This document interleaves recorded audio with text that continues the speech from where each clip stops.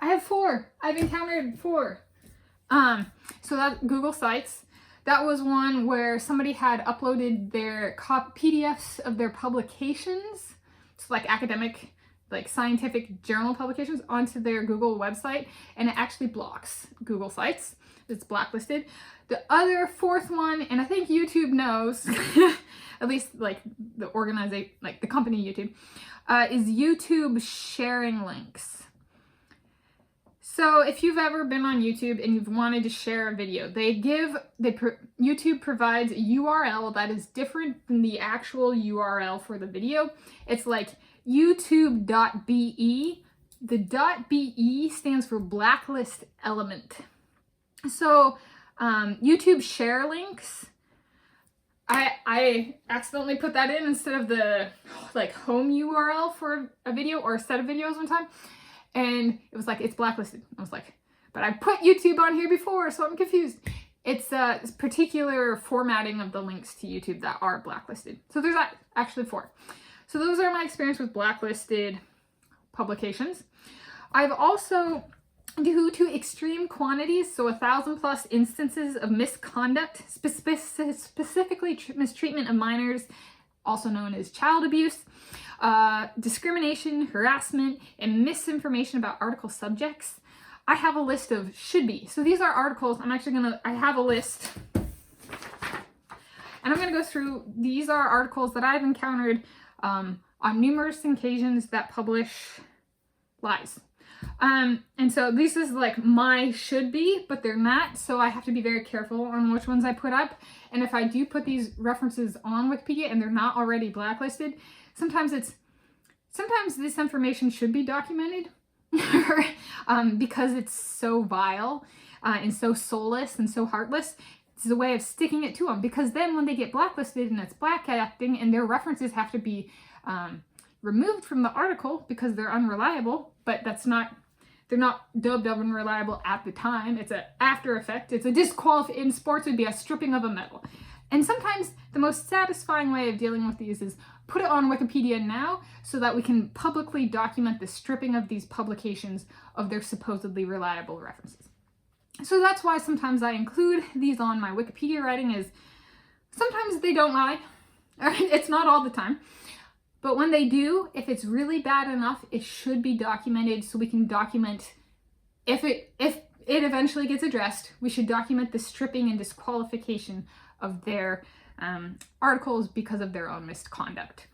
So this list comes from my writing and publishing experience on Wikipedia in Hollywood, music, and aquatic sport industries. I think I made my first edit on Wikipedia. It was either the film industry, so like Hollywood, or music industry. And then I also did minerals and stuff like that. Within the scientific community, unreliable scientific publications, like the journals and stuff like that, are pretty well known in science. So I'm going after Hollywood, so film, music, and aquatic sports industries, because those tend to not be as well known socially or even within their own community. And so these are, the list I'm about to list is the publishers that I'm about to list are extremely unreliable and abusive in regards to my soulmates. So this is personal lived experience and my biographies, so the people I write about and other people I've met who my friends or just like interacted with in a professional sense.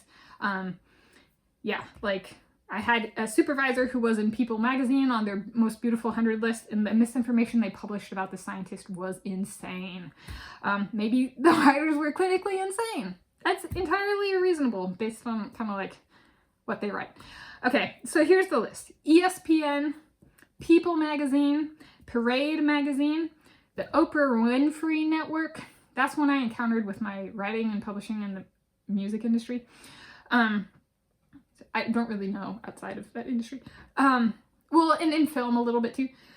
Then Swam, Swimming World, NBC, NBC Sports, Reuters, the Associated Press, the New York Times, the Washington Post, USA Swimming, which does have a website, FINA, which does have a website, and that's the international governing body for aquatic sports. The International Olympic Committee, specifically through Olympics.com, very unreliable. Then ABC, and that's has different meanings depending on what acronyms one using. So I'm talking about ABC, like the news network in both the United States of America and Australia. Next on the list is Sydney Morning Herald, then Instagram, Twitter, and Facebook. So like some of these are really well known as to how unreliable they are. Like Facebook is like constantly in the news for its human rights violations. So like a lot of this isn't new, right? It's me gaining experience with it. And so in that sense, yeah, that's just my 2 cents on the matter. And I was like, I should make a list. Well, I've been making a list for a few years now. I've been doing editing on Wikipedia since January 2020. This is pandemic pit crew writing and publishing work. And yeah. The pandemic pit crew terminology in specific focus is more like 2021 and more recent. But the origins of writing during the pandemic and being like, I should do something and have work product. That was January 2020. So yeah, it's coming up on, well, it's still a few months off from 3 years, but over 2.5 years.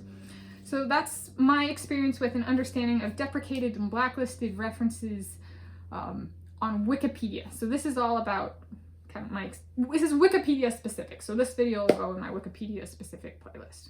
There we go.